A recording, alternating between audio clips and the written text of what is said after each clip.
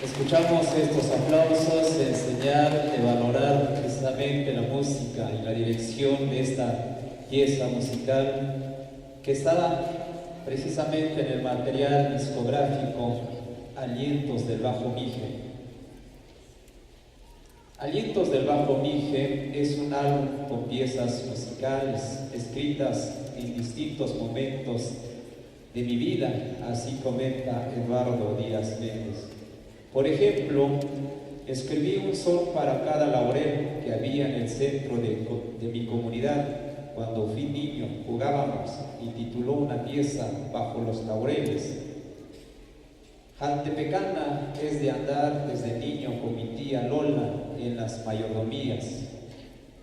Otro día en Yalala, otra de las piezas musicales, también generada de las experiencias recientes vividas en esa comunidad, por mencionar muchas otras.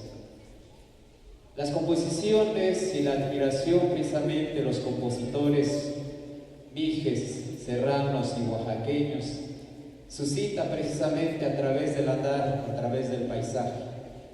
Bien decíamos hace rato, en esta población, en la zona alta de la región Ayub, de la región Mije, estamos a más de 2.300 metros sobre el nivel del mar. Jaltepec, que seguramente entre 5 o 10 metros sobre el nivel del mar. Una gran diferencia, por eso la región Mije se divide en 3 zonas geográficas, y así lo presenta en este material discográfico. También nos da muchísimo gusto porque el fortalecimiento de la lengua debe conservarse a través de la escritura, y no la escritura para enseñarla en la educación formal, en la primaria, en la secundaria, sino también la escritura de nuestra lengua ayuk debe estar en las composiciones. Y así también lo pensó el maestro Eduardo al titular sus obras musicales también en la lengua ayuk. A continuación escucharemos un danzón del título Niti Jaren Kiatsuja Somets. Nada es igual de hermosa que tú, Sicarú.